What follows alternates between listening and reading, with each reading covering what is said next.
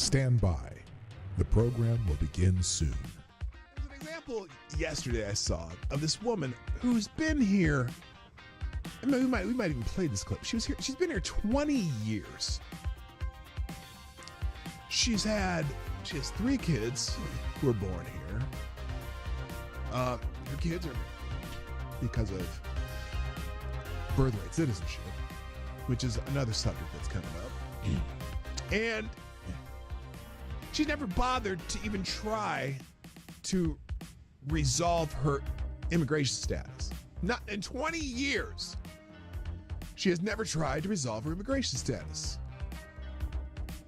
Not through Republican presidents, not through Democratic presidents, nothing. And so now, she's worried about being deported because they put out the sob story of this woman.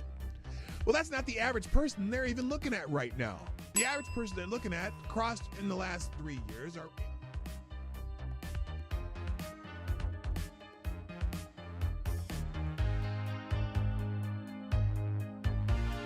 CNN is cutting jobs to embrace the digital future. No, they're cutting jobs because, as I like to say, they suck. CNN is undergoing significant restructuring, planning to lay off about 200 employees, which constitutes approximately 6% of its workforce. This move is part of a broader strategy under CEO Mark Thompson to pivot towards a digital-first approach, focusing on expanding digital subscriptions and reducing costs from traditional TV operations. Wait a minute. Didn't they already try the CNN subscription service, which failed miserably?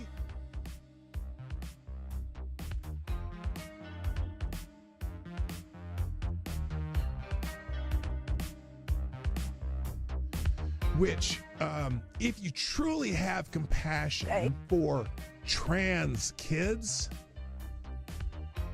you would allow them to all go through puberty, because 90% of kids who think they're trans change their mind once they go through puberty. That puberty is the fix for most of the problems. But you guys want the medicalization of kids and sterilization of kids and medical and surgical altering of kids who can't make that decision at 12 years old or 13 years old. Diablo asks, why is it when I try to show empathy and concern, people always misconstrue it? Last time I asked someone if their mom at least got a good check from the clinic that botched the abortion. Oh!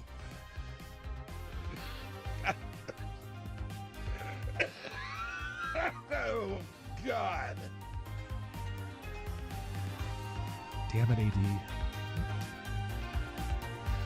I think you just need to find a gentle way. Stand by. The program will begin soon. I would be willing to bet everything I own that submitting a 22-minute video montage that shows the most egregious acts of violence you can find from that day, when the defendant in question is on that video for only 6 seconds and the scene walking calmly, is highly prejudicial and a violation of the defendant's due process rights. The person was found guilty and sentenced to 19 months in prison. Now, it took 2 hours to read through all of the documents that were in the case file. Every motion submitted by the defendant was denied. Every motion by the defendant was denied. How often does that happen? And every motion submitted by the government was granted. They turned a trespass misdemeanor that would have resulted in a $50 ticket into 5 misdemeanors and a felony charge by charging the defendant with a statute that would have required the Secret Service to rope off the section he was in, which they did not. They also charged him with a statute that would have required them to prove Mike Pence was in the building at the time he walked through that corridor. He was not. And they used an Enron statute that the Supreme Court struck down.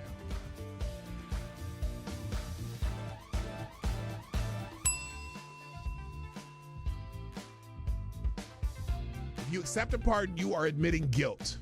Period.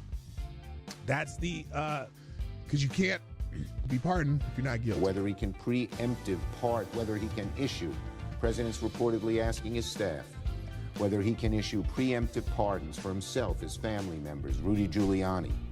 There's a simple answer: no.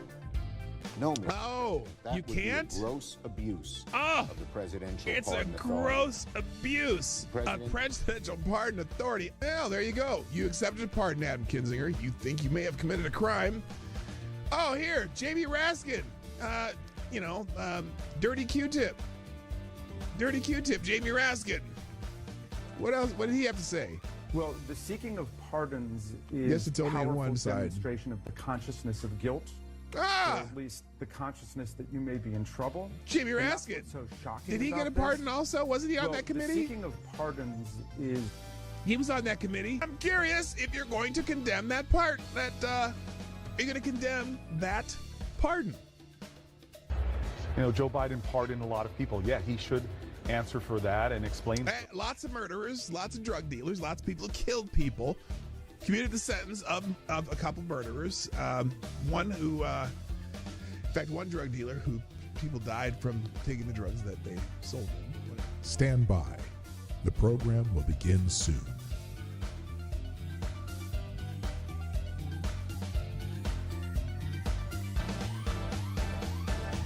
The Obama-Aniston rumors have gone wild. Rumors have emerged on social media that suggest Barack and Michelle Obama might be heading towards divorce, with speculators linking Barack Obama to actress Jennifer Aniston.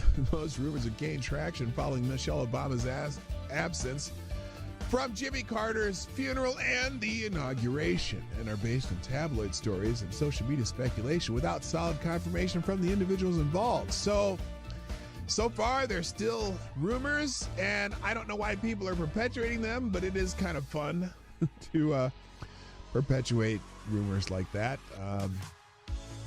No one's come out to, out and out deny anything. That's the weird part.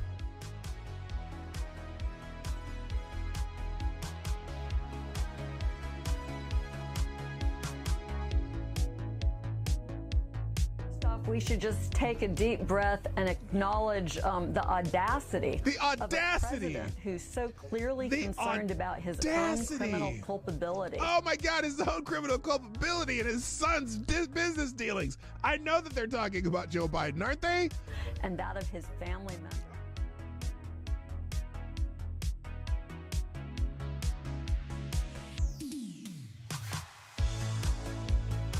Like the boy asked, are cats really soul suckers? Yes. Yes. That's why I'm not into cats. Dogs, man. I'm a dog guy. Avocado Diablo, is there an aisle in the grocery store that is less objectionable to have sex in? Where do you come up with this shit? Dude.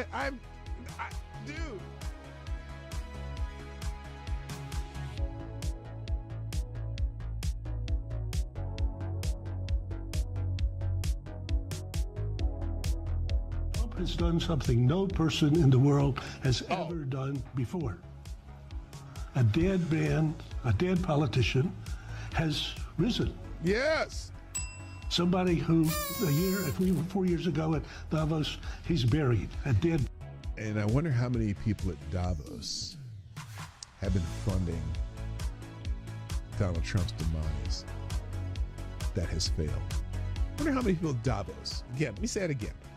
I wonder how many people at Davos have been funding what they had hoped would be Trump's demise. I bet you there's a few of them there. And it didn't work, did it now? Didn't work now, did it? Politically known to me. He's now returned. This is the greatest comeback in political history of a politician. And then, therefore, he thinks he can do anything.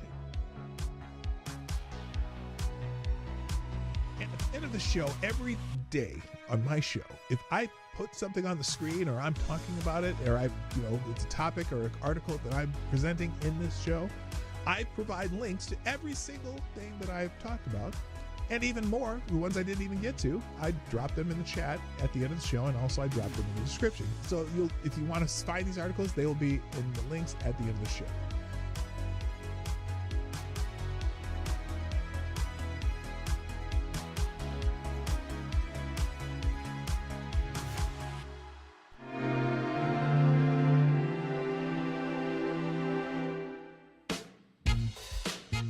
Ladies and gentlemen, coming to you live from the Lucky Dog studio in a hidden location somewhere in the upper Midwest of the United States of America, it's a brother making his own way but with all the wrong opinions.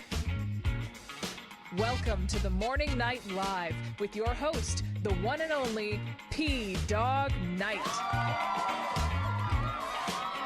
Yeah, I'm kind of hating my life right now. Good morning, everybody. Welcome to the Morning Night Live. I'm your host, Marty, also known as P-Dog Night on the internet. Welcome back to the P-Dog Night channel, where sometimes I don't know where I'm going. I don't know where I'm going, but I sure know where I've been. Yeah, it's been a rough morning. So anyway, hi, I'm here. I finally figured it out which stream I was streaming. So what had happened was, I set up the stream and it got one of those, oh, we had a problem things. And it popped out and it knocked me out.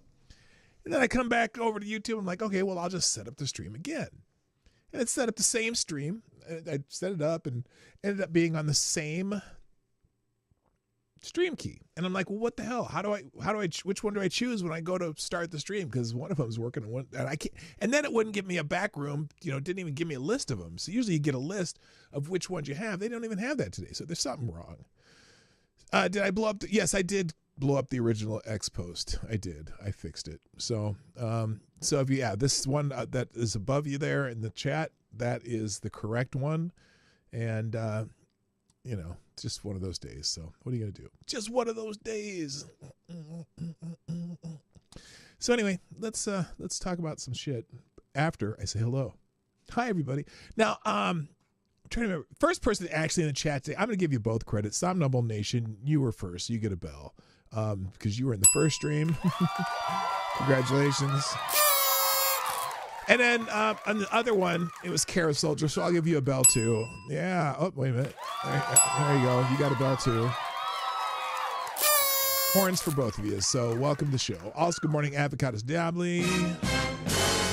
Kara, Tyre, Alexander, The Scourge.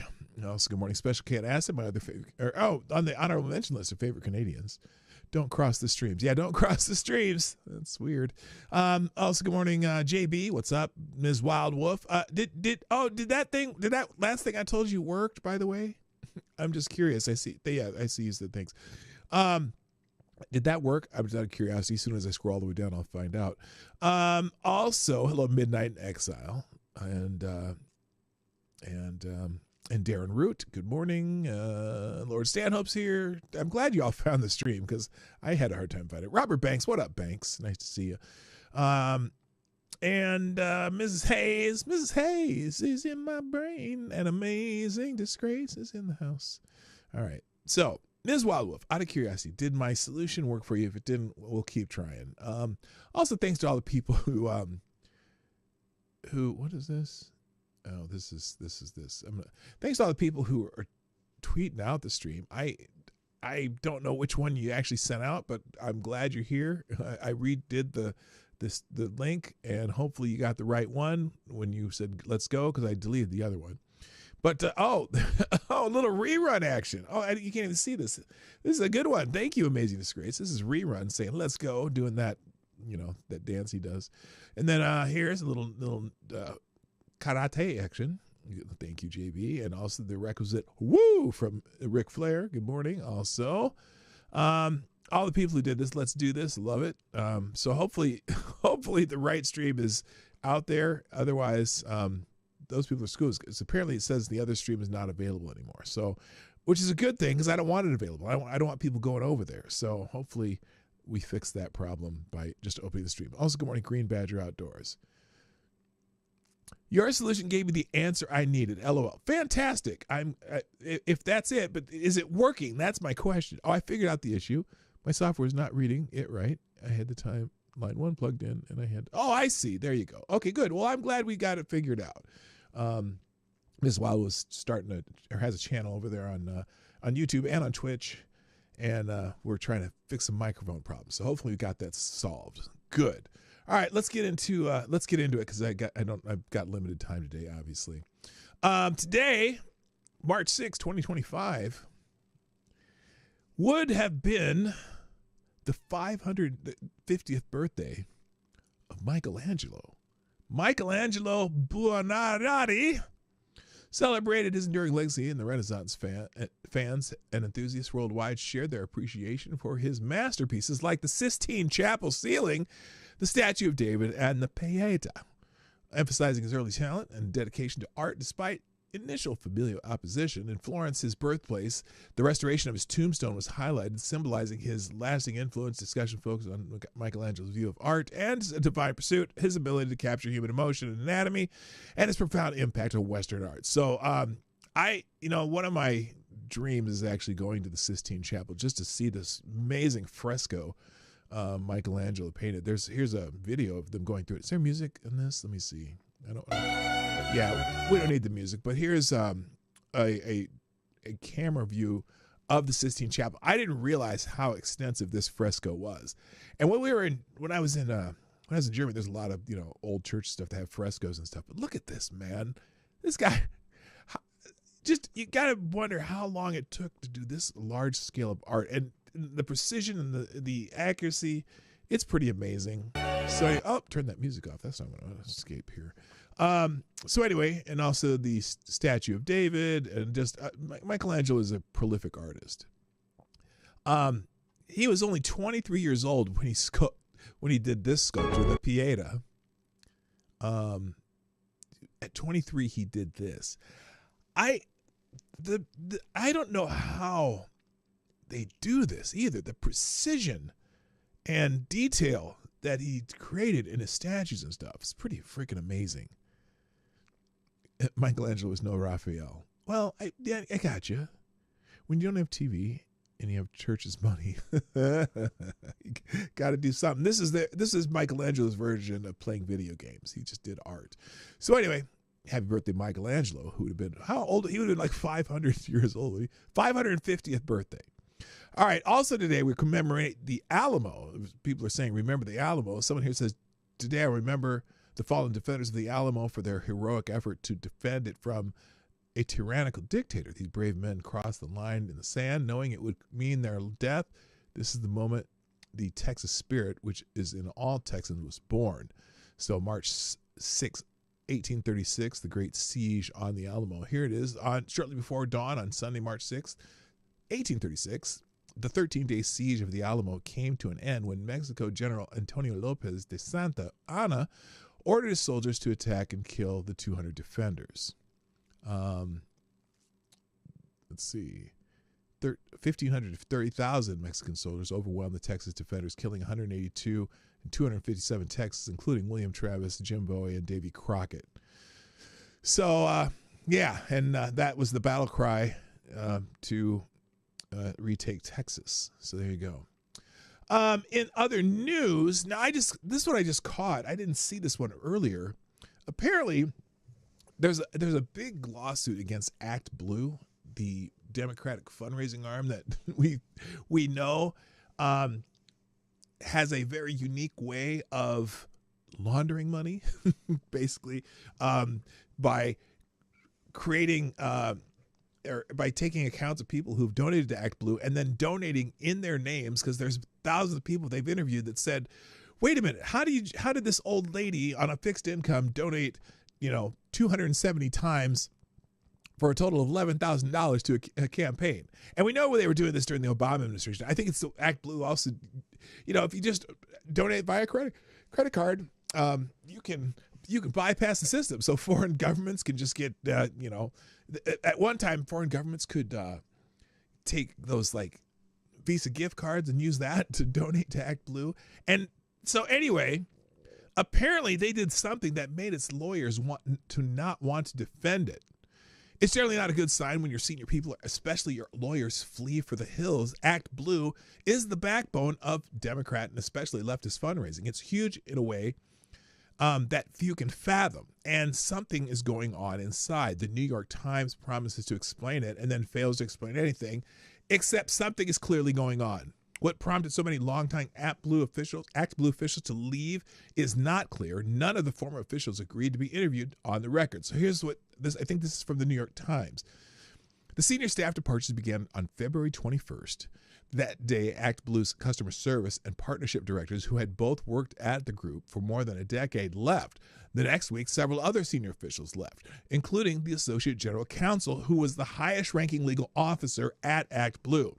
The assistant research director, a human resource official, the chief revenue officer, and an engineer who had spent 16 years building and maintaining the electronic pipes through which the group's donations flow, all quit. As these people left, Zain Ahmad, who was the last remaining lawyer in Act Blue's general counsel's office, wrote in an internal Slack message on February 26 that his access to email and other internal platforms had been cut off, and that other messages he had posted in the Slack had been deleted, according to a screenshot obtained by the New York Times. Mr. Ahmad is now on leave from Act Blue, according to a person briefed on the group staffing. So they're losing people left and right.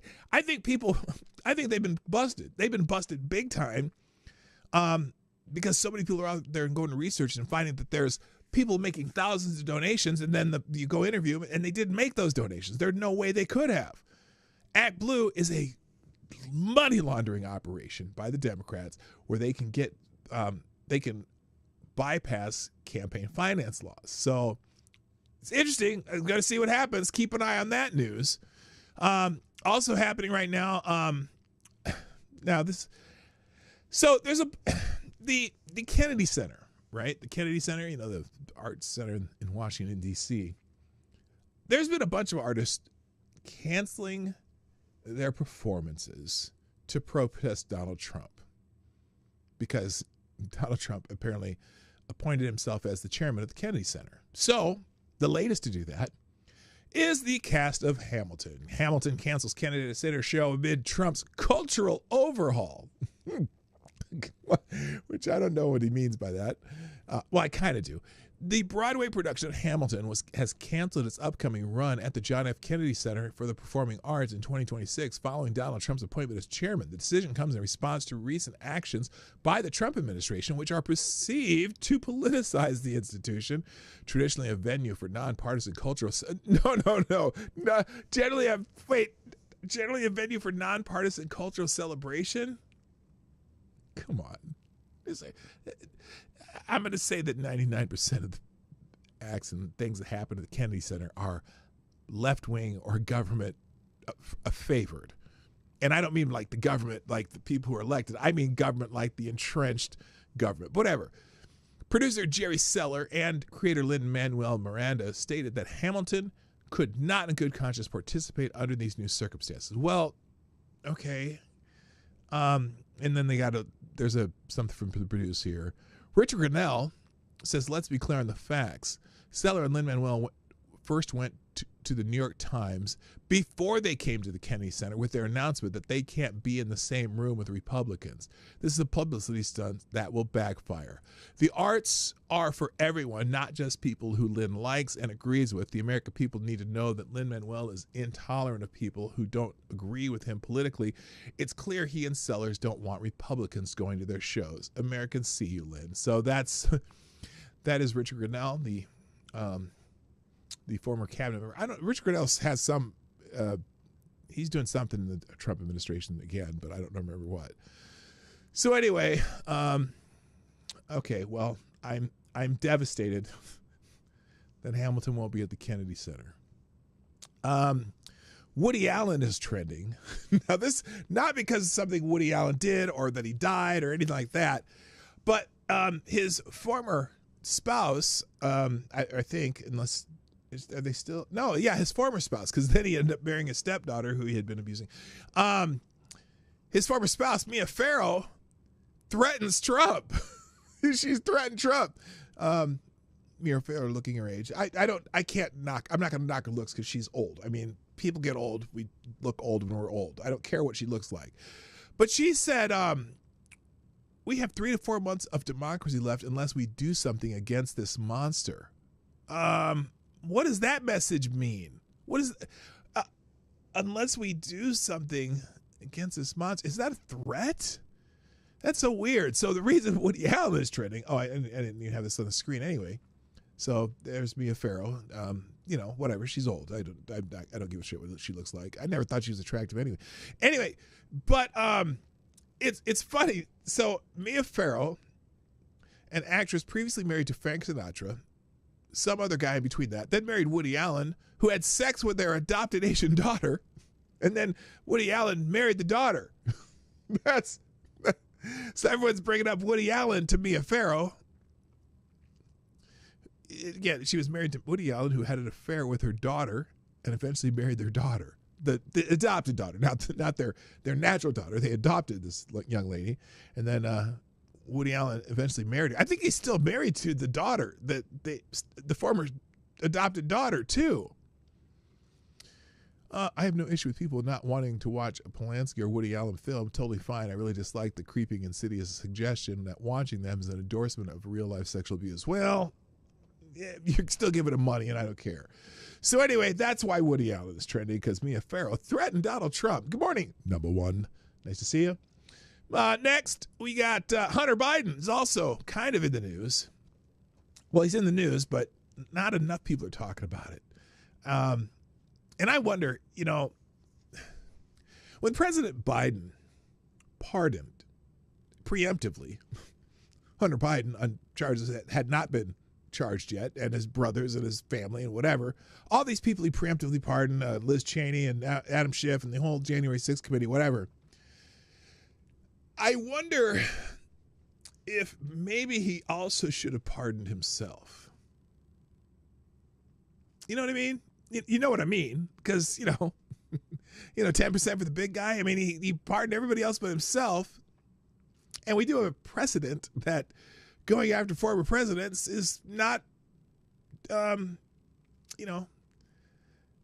out of the question. Well, the reason Hunter Biden's trending, there's a lawsuit about his laptop. He was suing somebody about the laptop, saying, they invaded my privacy. Well, apparently they're asking for the lawsuit to be dismissed, the Hunter Biden's team, because Hunter Biden has requested that a federal judge dismiss his lawsuit against former Trump aide Garrett Ziegler, citing significant financial difficulties. His attorneys argue that a downturn in income and millions in debt, exacerbated by the recent wildfires affecting his rental property, have left him unable to continue the legal battle over the publication of contents from his laptop. So, this is fascinating. Hunter Biden is broke now? Really? How many millions of dollars was he getting from, Burisma and China and Romania and other places? Is the gravy train over now that Hunter Biden's no longer the president's son, like the acting president's son? I don't know. That's weird. Good morning, Maddie. What's up? And Darren Root. How you doing, Darren Root? Okay, so here it is. Jonathan Turley wrote this. While Hunter insists that he does not have the resources to continue to litigate this matter, Ziegler may point to the aggressive pattern of lawsuits as evidence of an effort to drain his critics. Biden.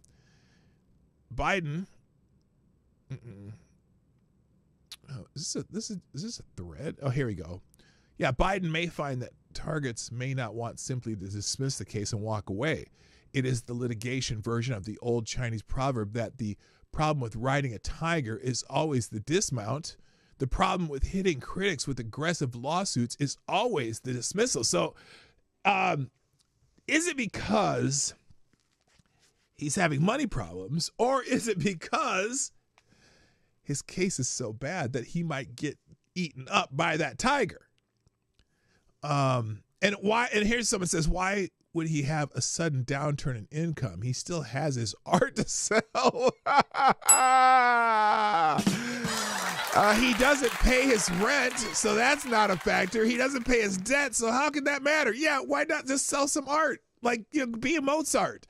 You live hard, you live, and then you lose all your money and you get kicked out of your apartment, and then you just go create some more art so that you can live on that money that you get from the art. That's what Mozart used to do. Did you know Mozart was a drunk, I don't know if he was a drug addict, but he was definitely a drunk and a hard charger and a gambler. And so Mozart would just live his life hard. He'd run out of money. He'd get kicked out of his flat that he was, whatever. And then he'd like go write another piece of music, sell it, and then he'd move back into his flat and he'd be all cool again.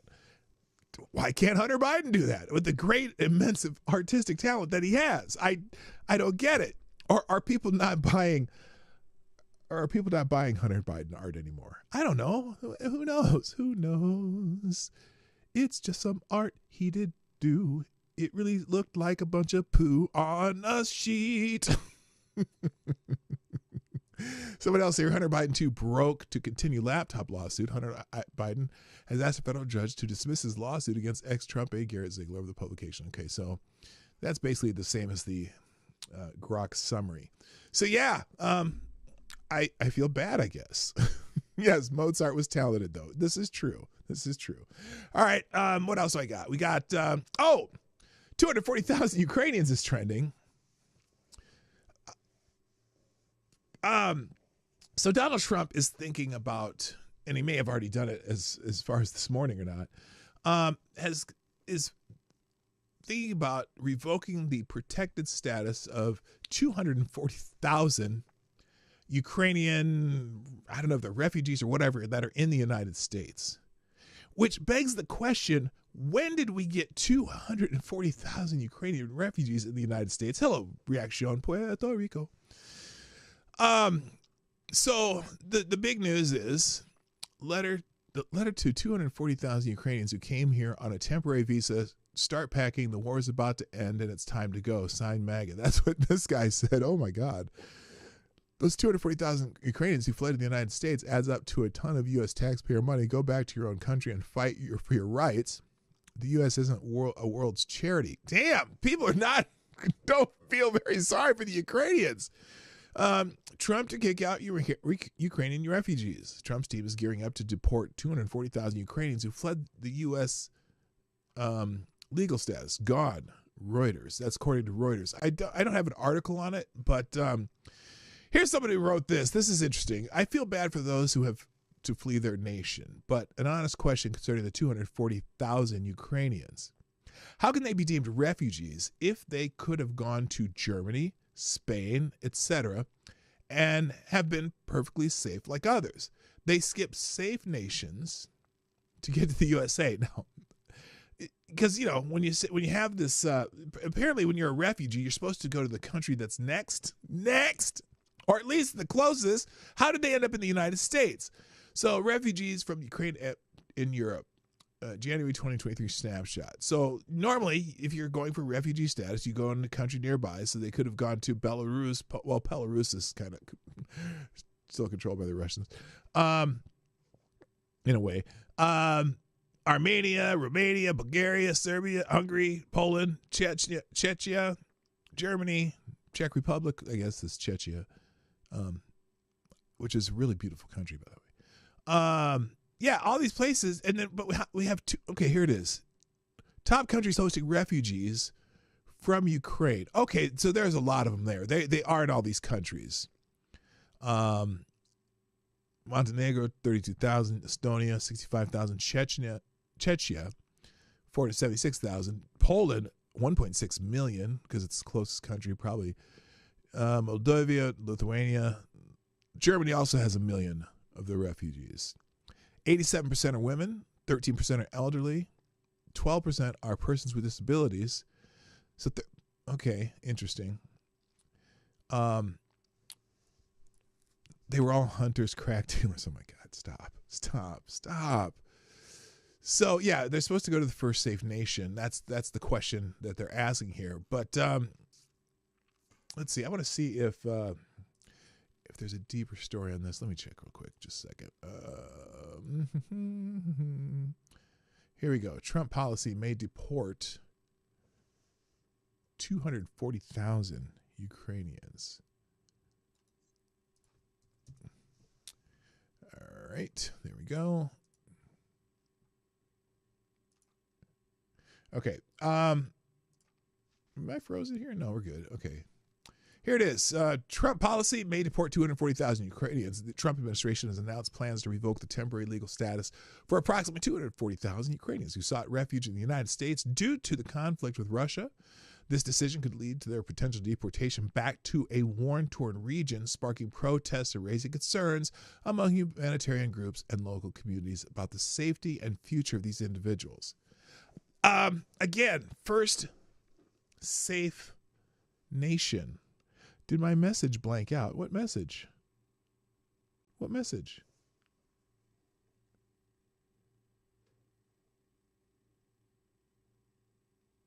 Hey, what happened here? I haven't seen a message. Deport does not equal repatriate. Oh, that too. Yeah, that doesn't mean they have to go back to Ukraine. They just can't be here. Bars closed. You don't have to go home. You don't have to go home, but you can't stay here. Just in, Trump administration to revoke legal status of 240,000 Ukrainian refugees that fled to the United States. Fascinating. Look, this is the what Trump's doing now section of the show, by the way. So I got a few things that are related to that. Real quick, thank you, Reaction on Puerto Rico, for sponsoring the show via YouTube Super Chat. Puerto Rico saying, Reaction on Puerto Rico.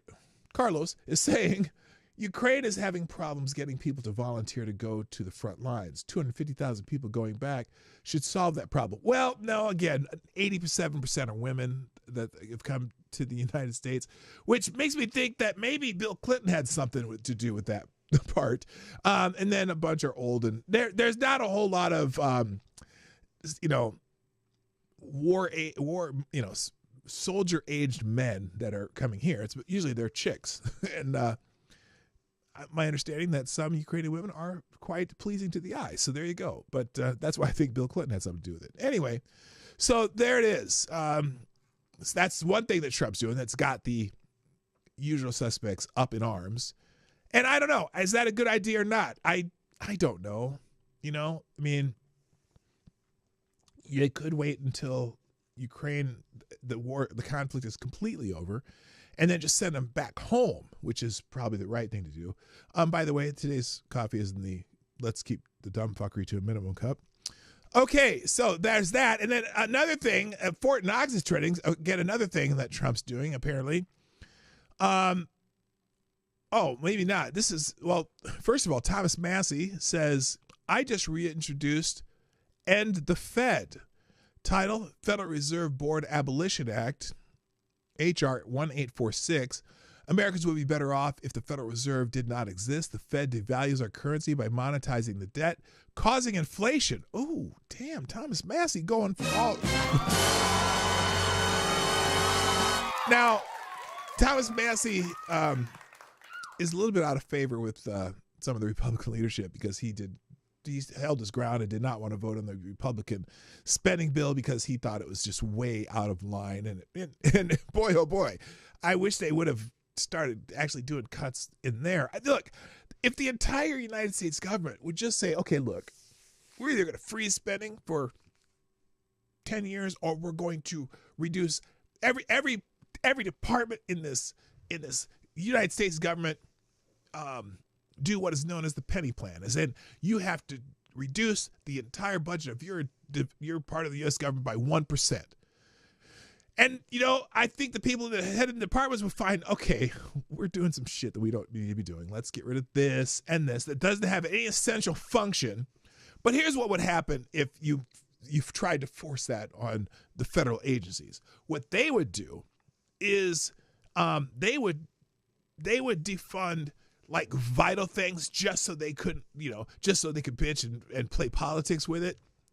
But, 18 to 60 is fighting age in Ukraine. 50,000 people added to the fighting force is not a small thing. Yeah, true. Except 200, what's 50? Siri, what's 13%? Siri, why aren't you talking to me? Siri, what's 13% of 240,000? 31,200 that are not women, because they don't put women on the lines. And of those, of 31,000, I'm sure a vast majority are the elderly or, disabled or whatever. Maybe, they might have 10,000 fighting age men, as you say, in Ukraine, it's 18 to 60 in that. Sure, 10,000 more troops would help. It would feed the meat grinder. I probably should have said that. So anyway, someone says, I'm with the Elon Musk because a live tour of Fort Knox would be awesome. Full transparency requires it. What did they say here? I think like a tour of Fort Knox would be awesome. Like a live tour of Fort Knox, we can actually see. It's like, is the gold there or not? They say it is. Like, is it real, or did somebody spray paint some lead? You know. Imagine if it's not. Imagine if it's not all there. Like some of it's missing. Where'd it go? What if a lot of it's missing? What if like half of it's missing? Okay, so that was him on Rogan, which I'm not supposed to play on this channel. The question, is the gold in Fort Knox? Audits around the world have found thousands of gold bars missing or fake. Fort Knox is probably there, but if not, it could crash the global system. Oh, let's hear what this guy has to say about Fort Knox. This might be more interesting. All right, here we go. We're gonna listen to this guy. I don't know who he is, but his name's Peter. Is the gold in Fort Knox? What if it's missing? Donald Trump and Elon Musk want to visit Fort Knox to see if the gold imagine really if is a lot there, of it's with gone. Trump adding, quote, "We'll be very upset if it's not." Now, there's been a question in the gold community for years. Is the gold that's allegedly sitting in the world's vaults actually there? Is it actually gold? And they've been finding, I'm sure there's somebody who's found ways to pilfer people in gold from the various countries' gold reserves. You know that it has. You know it has. It mortgaged, quietly lent out in a system called rehypothecation. It's not a crazy question. A partial audit of... This is Peter St. Onge, PhD. I don't know who I don't know where he's from, but it's an interesting question. So here we go. Fort Knox in the 1970s found, quote, discrepancies, including melted bars. In 2020, a dozen major Chinese trust companies faced collapse when 83 tons of gold turned out to be gold-plated copper. Oh, my. Wait a minute. Siri, what would 83 tons of gold be worth in today's market?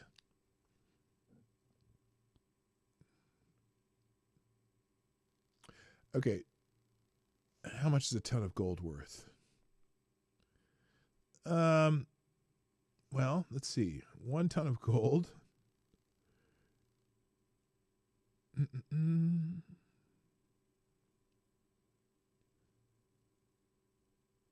In 2022 would be priced at its highest over $65 million. The lowest under $52 million. That was in 2022. Now, gold has risen somewhat since then.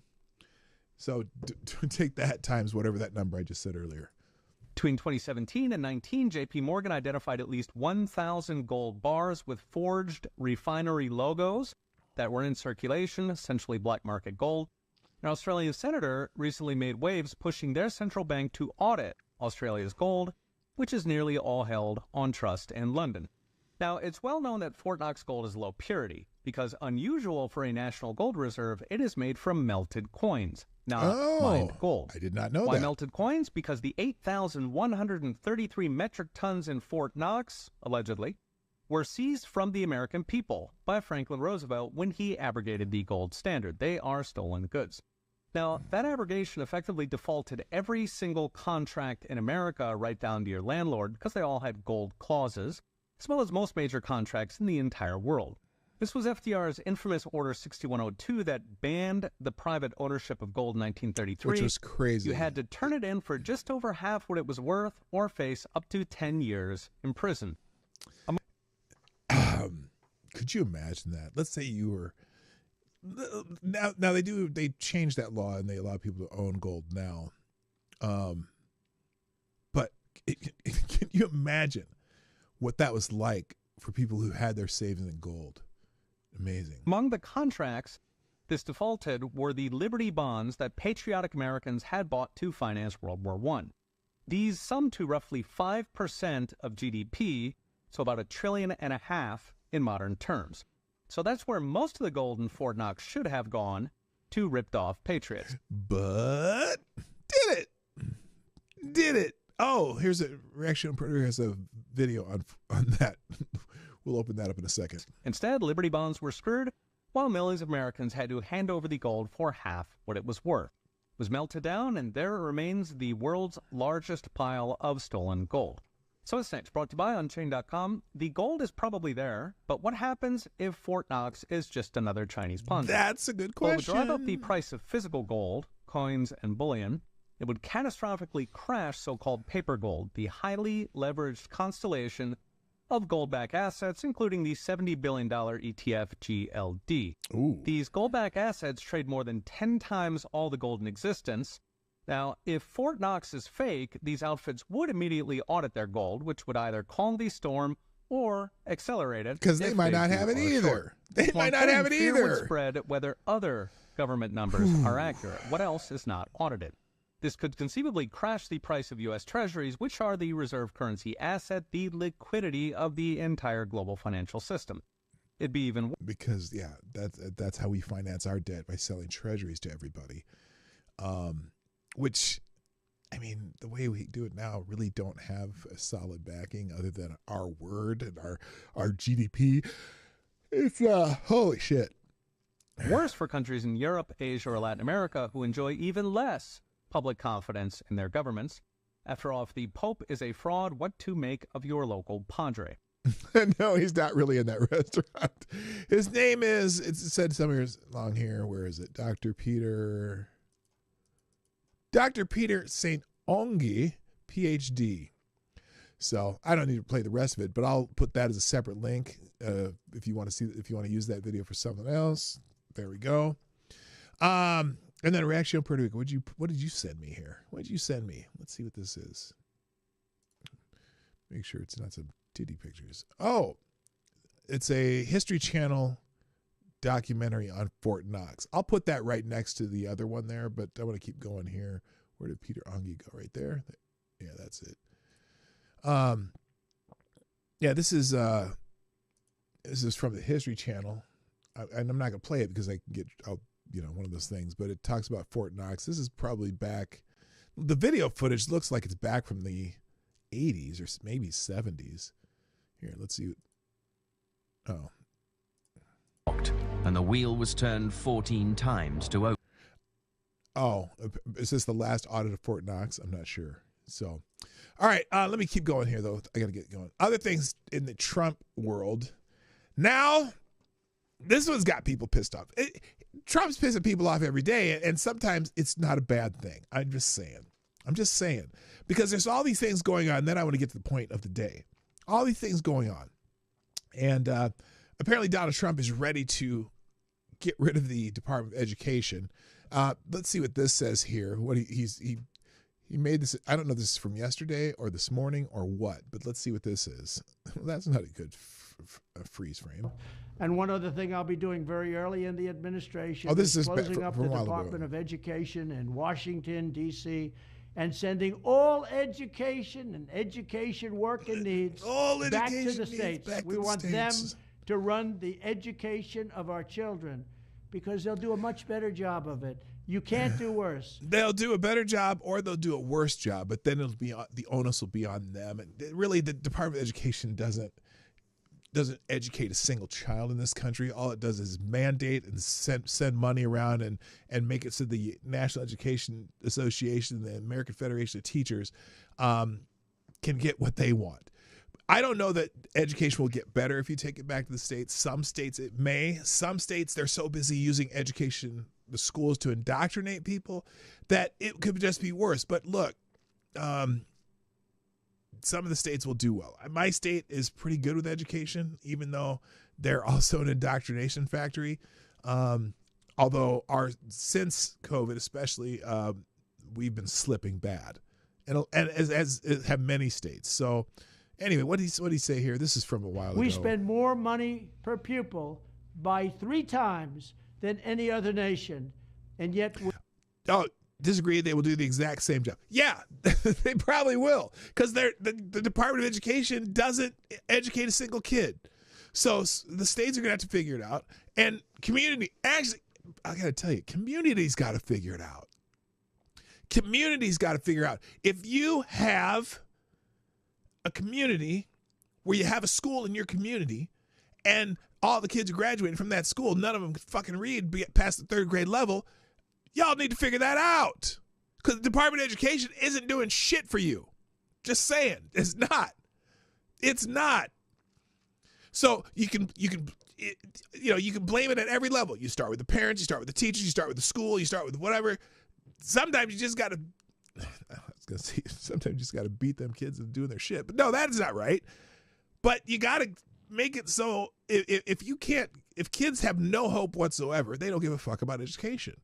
You got to make kids understand that this is how you're going to get through life. You can get through life where you don't know what the fuck you're doing and stupid, or you can learn some shit and maybe be okay.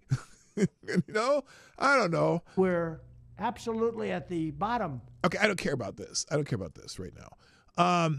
So we're just going to watch some reactions to this, and then we'll get to the main topic. Or almost. We're almost there. This young lady, Jen, Trump wants to abolish the Department of Education for a few reasons. Only 9% of funding actually goes to students. There's a lot of waste. Education was at the state level until 1980, cost less than educated students. Yes. Since the inception of the Department of Education, the U.S. spends more money per student on education, but our world ranking has dropped significantly. An example of the current failed system. So this is, is this an example of is this her or the example of the current failed system? Let's see which one. You can decide. At the end of this one, you decide if this is the example of the world's failed system or if she makes a good point.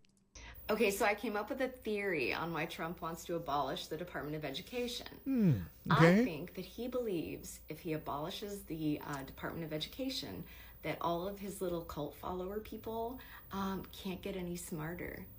And if he just keeps them at that dumb level where they are right now, like they'll never know.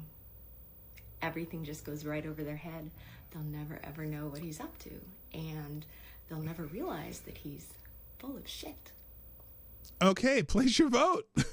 Is she an example of the failed system? Or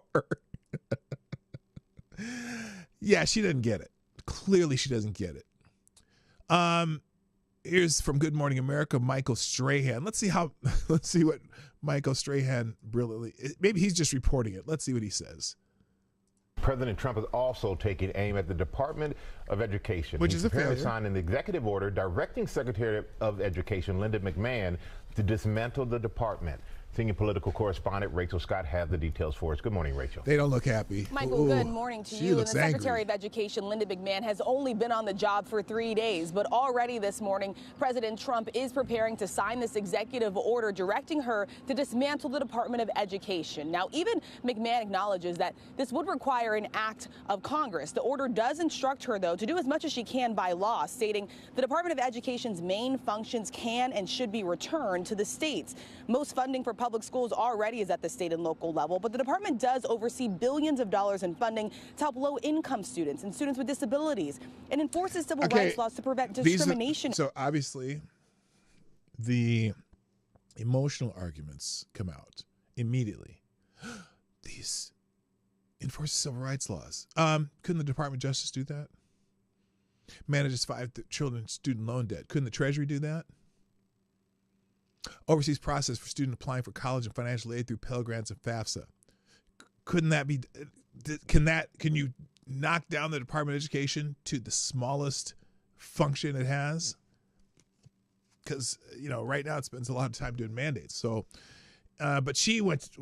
Listen to the argument she went to, though. She went to the emotional arguments. Listen. Dollars in funding to help low-income students and students with disabilities. And enforces civil rights laws to prevent discrimination in schools. Manages about Really? Discrimination against who? What do you mean it enforces discrimination in schools? What discrimination are you talking about? I'm just curious. $1.5 trillion in student loan debt, and it also oversees the process for students applying for college financial aid through Pell Grants and FAFSA, which for many students is the only way that they get help paying for college. About 17 million students every single year apply for financial aid through FAFSA. What? She can't even say FAFSA. What did they do prior to 1980? And look, even in 1980 or 1982 when I applied for college, we never had a FAFSA. I had some student loans back then. I didn't apply through FAFSA. you applied for student loans. There were programs, I guess, but my student loans came from banks.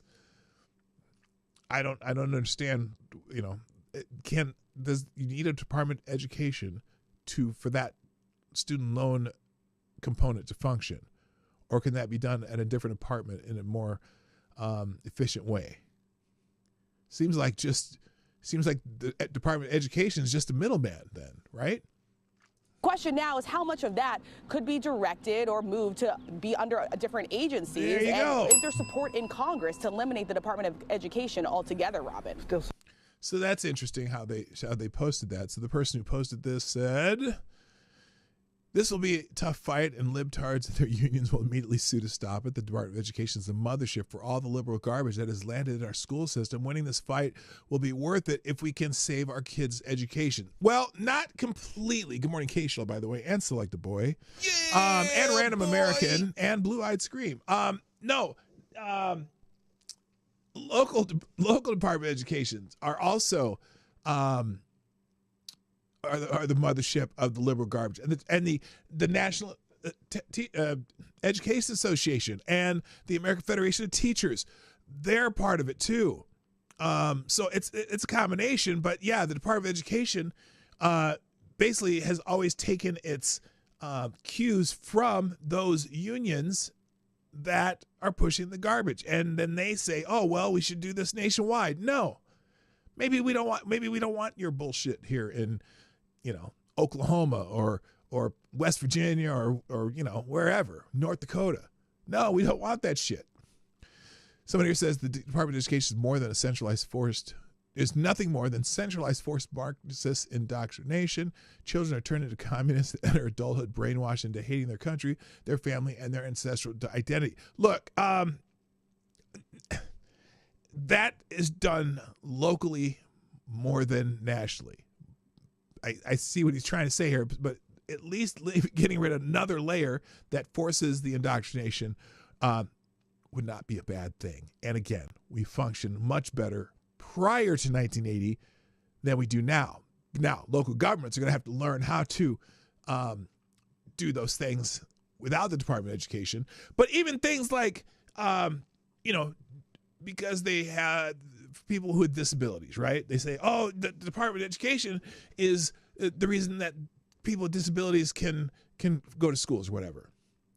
Why can't that be moved to the Department of Health and Human Services? Because you're doing a human service in that case. Why did the Department of Education have to do that? Why do we have to have a Department of Education to do that? I'll say it one more time. Why do we have to have a Department of Education to do that? So that's another thing Trump's doing that's going to have him up in arms. And then finally,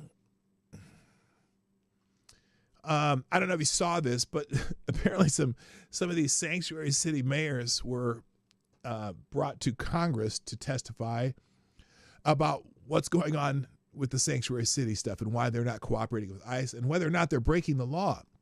On March 5th, yesterday, this is just sanctuary city. Oh, by the way, the sanctuary city mayors, some of them, are facing a DOJ referral for prosecution. Damn.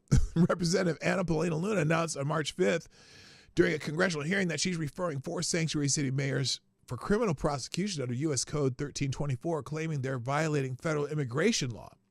And are they? Well, they kind of are. So these sanctuary cities were brought before Congress and they were testifying. And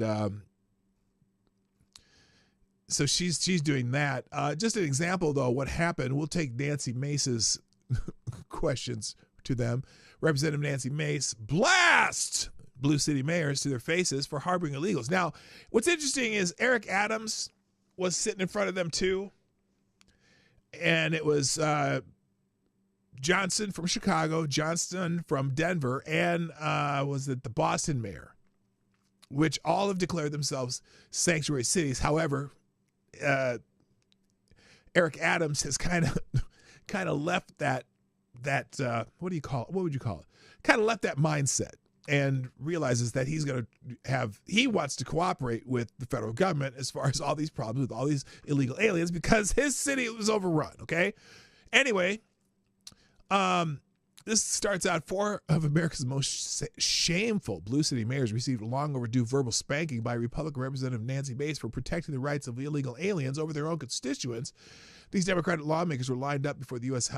House Committee on Oversight and Government Reform on Wednesday to testify over the disastrous effects of their sanctuary policies. And one of the best questioners, I can't remember where he's from, but he was asking about the primacy clause of the Constitution and why U.S. federal laws should take precedence over local laws when it comes to enforcing immigration and especially the violent criminals.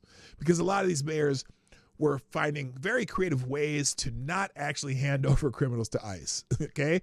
So let's go. We're actively working to harm the American people you represent. So here's you Nancy all Mace. Have blood on your hands. I'm going to ask a series of yes or no We're questions going to watch this whole thing, today, too. and I would like to remind all of you, you are under oath. I only want a yes or a no to my questions. My first question, do you acknowledge breaking into our country is a crime? Mayor Adams, yes or no? The first question is, do you acknowledge that breaking into our country is a crime? I don't know if you can hear it over the tip. Thank you, by the way, Kara Soldier. New alert. Al Green has been censured. And that's not the Reverend Al Green. No. Not that Al Green. I don't even have to sing words when you're imitating Al Green, the singer, because you don't have to, it doesn't matter what he's singing. This sounds,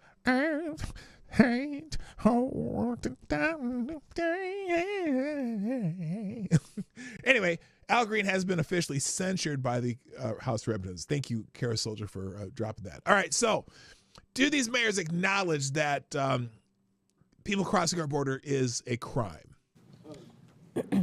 Do you acknowledge breaking into Hang on. to my questions? My first question, do you acknowledge breaking into our country is a crime? Mayor Adams, yes or no? Do you acknowledge breaking into our country is a crime? I acknowledge. Yes or no? I acknowledge. Okay, Honorable Johnson. He did. He was going to answer yes. He's more on board than any of these stupid mayors. Breaking into our country against the law. Yes or no? Depends how you cross the border. Okay, Mayor Johnson. Yes or no? Comprehensive immigration reform policies are what's necessary in this Mayor moment. Wu, do you have a better answer than these gentlemen before you? Yes or no? Yes. Okay, do you Oh, believe she it's acknowledged it. acceptable Hey, she's got her smudge on, too. She went to Ash Wednesday services. Good for her. for illegals who commit heinous crimes be released back into the public instead of being detained and deported? Mayor Adams, yes or no? Anyone break a crime? Yes or no? This is not hard. Yes or no? Anyone that break a crime should be detained. Okay, Mayor. Yes or no? They should be deported. Okay, Mayor. Any individual that Yes or causes no? harm Yes or and no? breaks Okay, the law Mayor Wu? should be held accountable. This is why you have 6% approval rating, because you suck at answering questions. Mayor Oh, Wu? damn. Yes No, or no? damn. Anyone who's a public safety question. All right, I have my next question. Nancy Mace don't give a shit anymore. She's the one who said tranny in a congressional hearing. I was shocked that she did that too. And look, it's fun to listen to that. I wish that they didn't have to go break decorum for this, but sometimes you just gotta go, what the fuck? Okay. When an illegal alien rapes a woman, do you believe you're on the right side of history? Mayor Adams, Oh yes or my no? God, what is that? What is that? What kind of a question is that? Okay, I'm gonna say, as much as I like what she's doing, that's not really a fair question. I mean, listen, because the answer, it's like, well, if do you think it's cool that someone did this? Well, of course it's not. All right, I have my next question. When an illegal alien rapes a woman, do you believe you're on the right side of history? That's a question that has nothing. No, are you on the right side of history? It's not related to the illegal alien doing that deed. I'm just saying that's a bad question. Mayor Adams, yes or no? Can we say that question again? Okay, Mayor Johnston. When an illegal alien rapes a woman, do you believe you're on the right side of history? Yes or no? I will charge and prosecute them. Yes or no? Okay, well, okay. You said you would go to jail, didn't you? I will for charge and harboring illegal prosecute aliens or something, Mayor Johnson? Could you repeat your question, please? The question When makes an no illegal sense. alien This rapes is a woman, question do you that believe you're is on the not. right This side of isn't really history? good for her. Could you clarify that question? Okay, Mayor Wu, yes or no? No, rape is obviously Then horrible. why are you letting rapists back out onto the streets of Boston? That is not true. That is not what's happening in when Boston. When an illegal alien molests a kid, molests an underage kid, do you pat yourself on the back for being compassionate? Mayor Adams? It's despicable, and he should be arrested. Mayor Johnston? I prosecute folks that commit crimes like that. You guys let them out on the streets. Mayor Johnson? We arrest violent criminals in the city of Chicago. Mayor Wu? We investigate, arrest, and prosecute. You guys don't sound very confident today. Okay. Would your city... All right.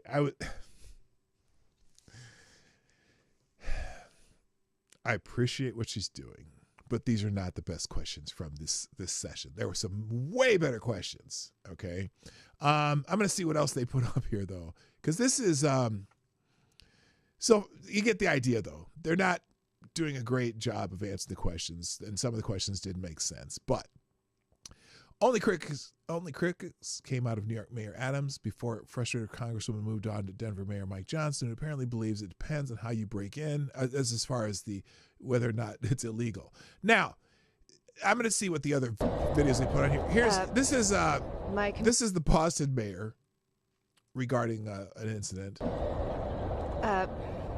My condolences and all of our thoughts are with the family of the individual whose life has been lost. Our thoughts are... Whose life has been lost?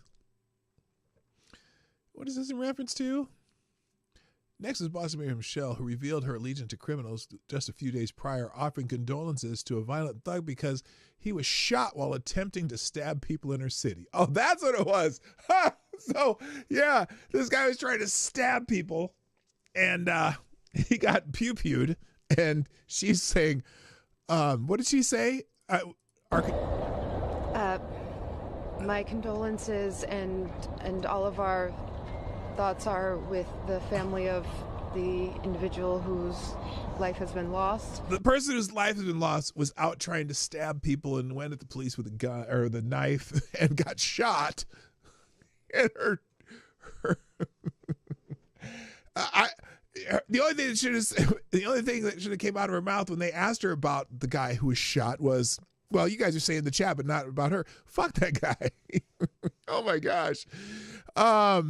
And then let's see. This is her in Boston. Been working in Boston. It's been working so well that we're recognized nationally as the safest major city in the country, and we will continue to follow the law. The federal government has their purview.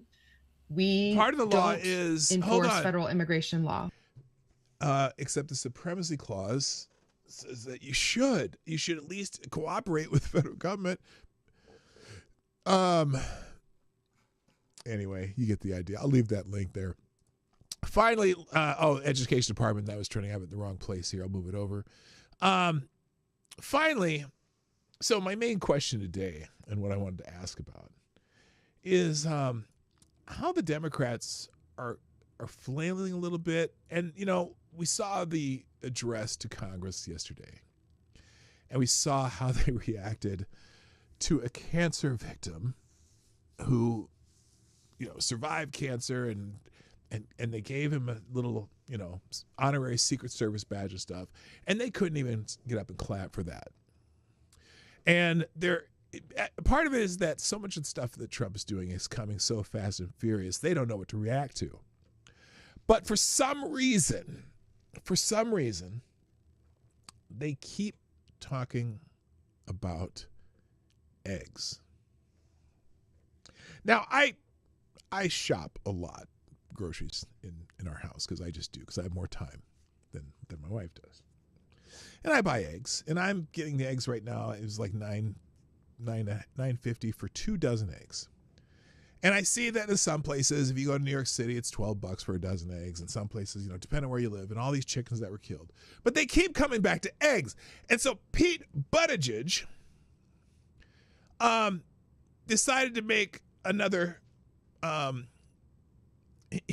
he was on, I think, with who's the dude? Stephen Colbert, talking about eggs again. And he decided to post his little thing that he did with Colbert on X, the app formerly known as Twitter.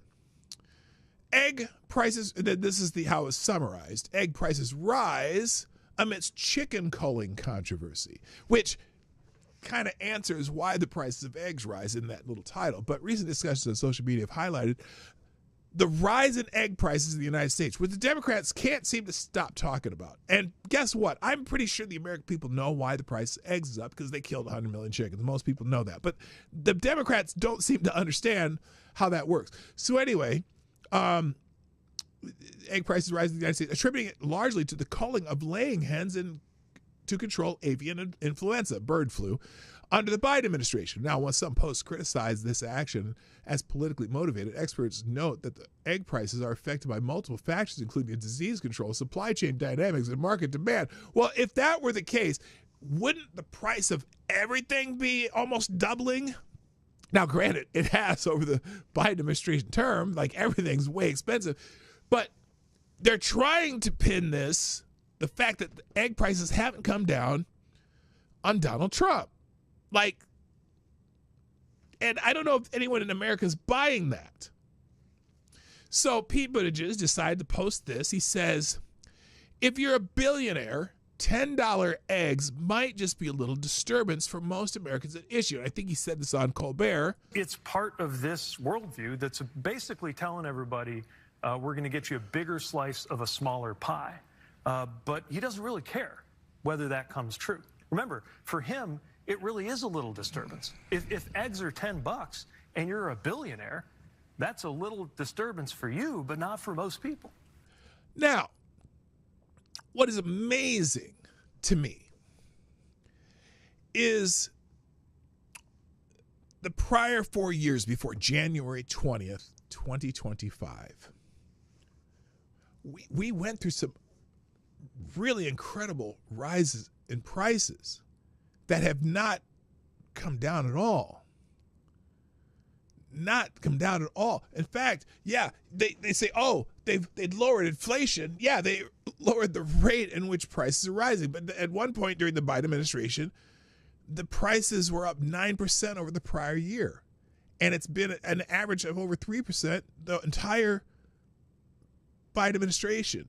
In fact, probably the average, I'm guessing 5% if you just, it's a cumulative. It's not like because it was 9% during 1 year and it's 3% now, it doesn't mean the prices went down. It just means it's another 3% on top of that 9% from the last time we looked at this number. So all this time when, Janet Yellen was saying that inflation is transitory and all the Democrats were trying to play it off like it wasn't a big deal or tried to blame it on Trump or whatever, because that's all they do. If it's on them. They keep talking about the eggs right now. And let's see. Siri, how many days has it been since January 20th, 2025? Let's see. It has been 44 days. So, apparently, and remember, the egg prices are really the one thing that have gone up crazy. Like, milk hasn't doubled since the beginning of the year like eggs have. Bread hasn't doubled since the beginning of the year like eggs have. Cereal hasn't doubled since the beginning of the year like eggs have. I can't name another product. The price of gas has gone down since the beginning of the year. So it's just eggs. So they keep talking about eggs when we know there is a reason, a very specific reason, why the supply of eggs isn't as high as it was before December, for example. It's basically December when they decided to kill 100 million chickens.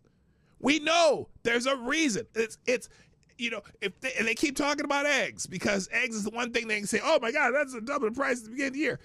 There's a reason. It's obvious reason. And if it wasn't obvious, or if everything else was going up the same way eggs did, okay, then I'd understand why, oh my God, what did Trump do? But we can trace the actual cost of the eggs going up to the bird flu deal that Joe Biden, and it wasn't Joe Biden personally because he doesn't know what the hell he's doing anyway. It's Avocados Diablo, thank you for the small bullet in the tip jar, who says, egg prices are not up. My spicy fish egg sushi is about the same price as it has always been. It's called specificity, people. A lot of things make eggs. Okay, I gotcha. Jesus. Thank you, Avocados Diablo. Always a word of wisdom. Fantastic. Oh, is the price of beef finally going down? Yeah, beef. I mean, think how beef prices have gone up during the Biden administration. It was insane. Is it going down? I hope so. You know what's weird too? I just know maybe it's because I shop at Sam's Club, because the eggs here, again, 2 dozen eggs for $9.45 or something like that, which is still higher than it has been. I remember I could go to there's a convenience store called Quick Trip here in the Twin Cities that you could get a dozen eggs for $1. About I'm gonna say it was like 4 or 5. It's about 6-7 years ago. Where they sold cheap eggs. They got people to come in because they'd sell eggs, for $1. By the way, it's interesting. Chicken prices though, like as in chicken, as you buy chicken to eat and cook, whatever. What's weird is they haven't gone up as much as the price of eggs, and I don't know if that's because they were culling, laying hens out of the herds, or the chicken, what do you call it, flocks, whatever, the chicken farms. But you know what's cool? If you go to Costco or you go to Sam's Club, you can still get that. Rotisserie chicken for $4.95. I buy those all the time. It's cheap. It's the cheapest food you buy. You want some cheap food? Don't go to McDonald's. Don't go to Taco Bell or Taco John's or Taco Bra. What's the Del Taco? And don't go to, if you want cheap foods, don't go to a fast food restaurant. Go to Sam's Club or Costco and get a $4.95 whole roasted chicken and put it in a gallon Ziploc freezer bag. And if you squish it around, you can debone that whole thing and you can use it for all kinds of stuff. I do that all the time. Fuck Costco. Okay, we'll go to Sam's Club. Go to the other one then. Don't go to Costco. So anyway, so Scott Jennings apparently raises chicken. Let's see what he says about chickens on This is CNN. On the screen for all the viewers to see of you with your chicken. I don't know what this chicken's name is. Maybe you do. Never name the chickens. Oh, that's sad. Well, seriously, is this he doesn't realistic? name Like, his is this a chickens. realistic solution? Like, I mean, or is it a little bit? So out of touch somebody with, suggested that if you're worried about the price of eggs, start raising chickens in your yard. I'm not ready to raise chickens. I'd have to remove the pool and all that stuff, which we're trying to sell a pool. A house comes with it, but we're going to sell the pool anyway. Look, or just eat something else for a while until the price of eggs come down. If it's really eggs, even at $10 a dozen. I mean, eggs is a good source of protein. I don't know, but let's finish this. There's a lot of people who have no backyard to put a chicken in, for example. That's true. That's true. Well, first of all, I would highly recommend this hobby to anybody. It's been the most fulfilling and worthwhile thing. I started with 6. I now have 35. You have 35 Yes, chickens? 35 I'm like chickens? the Pablo Escobar of my neighborhood. Oh, my God. It's outrageous the amount of eggs I get every single day. Now, don't everybody come over at once. But I did hear you sometimes bring them here to CNN and Okay, share I them. have brought eggs here. You know what? I heard though that rather than raising chickens, raising ducks is much more. It's not as intense as raising chickens. You don't have to build the extensive coops. You don't need purchase for them. Ducks will lay eggs on the ground or lay eggs anywhere. P-Dog Night, I love my chicken from Sam's Club. I often joke with the workers there that if they were to raise the price on rotisserie chicken, then the world was coming to an end. Yeah, oh yeah. And you know why they don't raise the price? Because I don't think they make money on those rotisserie chickens, or it's very little. Because the competition between Costco and Sam's Club, the CEO of Costco said that they were not going to raise the price of the rotisserie chicken. And the Sam's Club people said, oh, well, we're not going to either.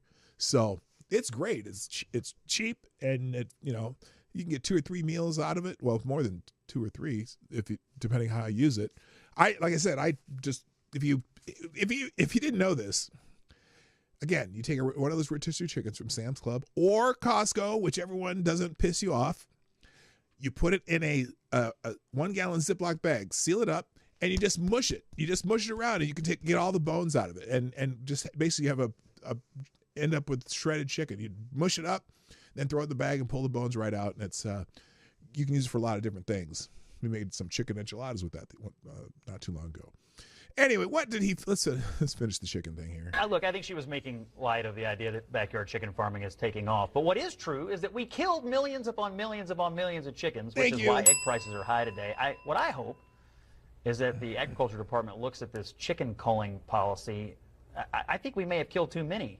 But if you want to know why the egg prices are high, it's not because of anything Donald Trump has done. It's just we killed all the chickens that lay all the eggs. Now, not a problem at my house. My chickens are in a very nice, secluded backyard area. They're not interacting with any other infected animals. Well taken care of, well fed. You're really defensive about I disagree with him on a lot of things. Okay, but she disagrees with him on a lot of things. Anyway, so yeah, but Pete talking about eggs. Why are they talking about that? Because they want to make it sound like Donald Trump has something to do with the cost of eggs being whatever they are wherever you live. And it's just stupid. I was paying Savannah Hernandez, I was paying $12 for eggs under the Biden administration, and y'all never gave a damn. Yeah, true. They don't care. They just want to treat it as a political issue. They're not looking at solving it. It's just one way you can say it. Hey, I agree. I was really stupid for the administration you served to kill all those chickens and put us in limbo while we wait for enough to mature to return to normal supplies. Glad you figured that out. Would have been nice had you spoke up, last year, So I just think it's silly that they keep talking about the eggs. I really do.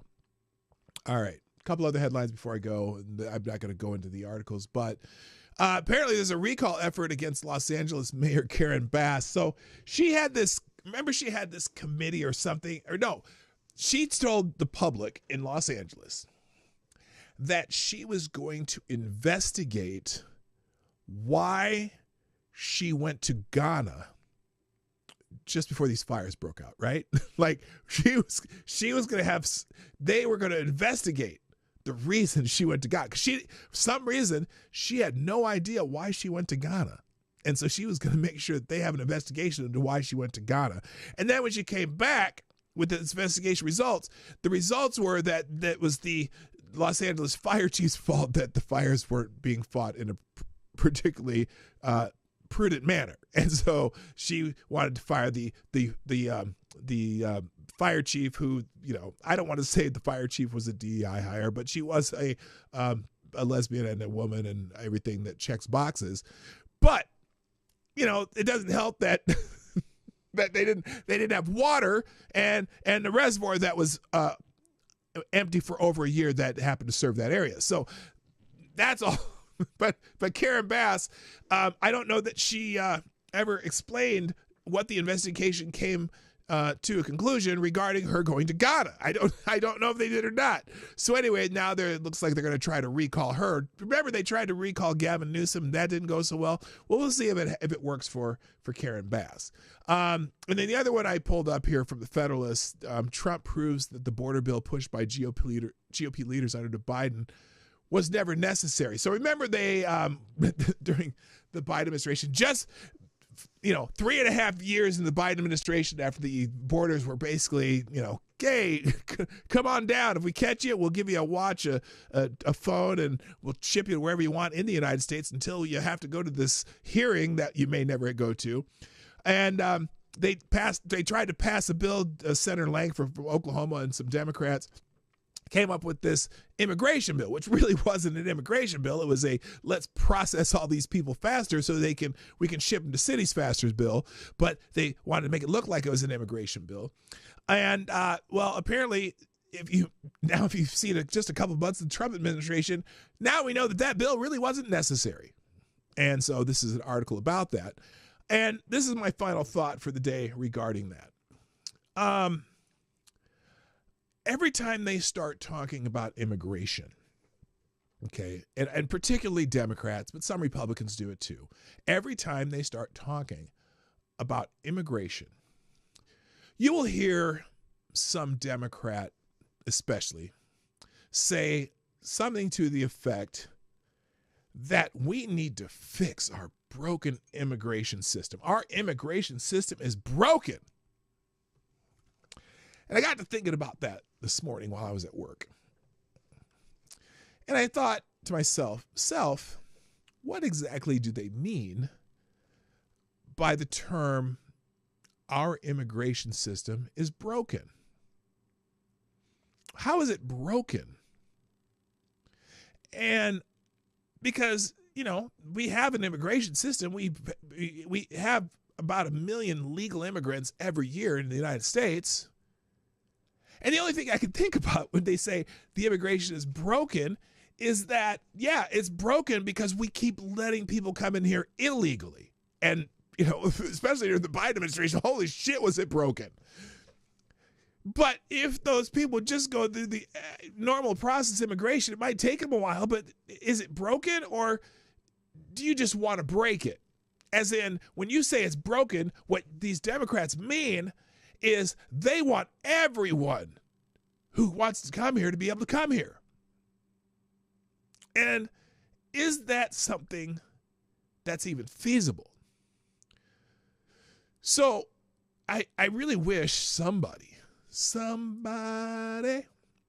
would ask a Democrat every time they say, is our immigration system, or every time a Democrat says our immigration system is broken, I really want to ask them to clarify that.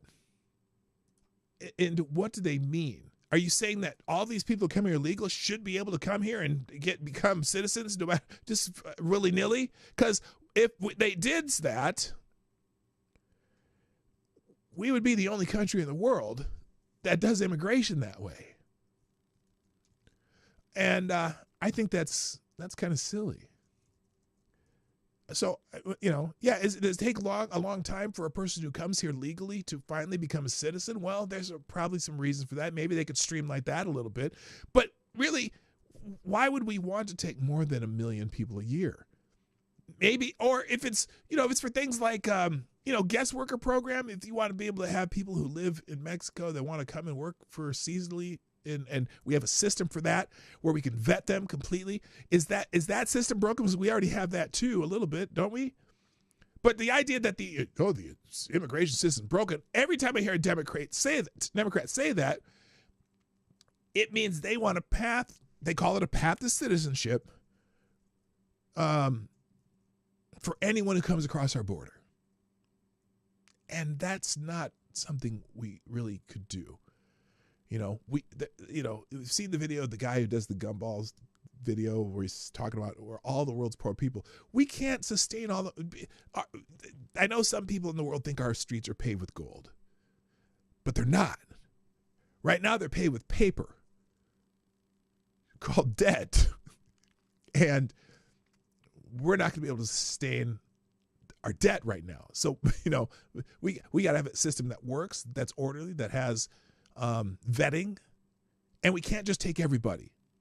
It'd be great if we can and still live our lives the way we do, but we won't ever be able to. So that was my thought for the day. Here are today's links in the chat. Probably get there before I say this. And I hope you all have a wonderful day. That's it for me. That's all I got to say. Got to go. My name is P-Dog Knight, and I'm out of here. Bye-bye. This is P-Dog Knight, and thank you for watching today on the P-Dog Knight channel. If you have an observation or remark you'd like to make about this video or my channel, I absolutely welcome you to write it in the comment section down below. I really look forward to hearing from you. And before you go, if you like what you saw but you're not already subscribed, please make sure you hit the subscribe button and definitely click that bell that pops up afterwards so you'll be notified when I post new videos or when we go live. I broadcast my live show, The Morning Night Live, Monday through Friday at 10 o'clock Eastern, 9 o'clock Central. A special thank you to all the supporters of this channel who share our videos on social media and who make donations through Streamlabs, YouTube, Venmo, and Cash App, which are all linked in the description down below. Thanks again, and until next time, I'm P-Dog Knight, and I'm out of here.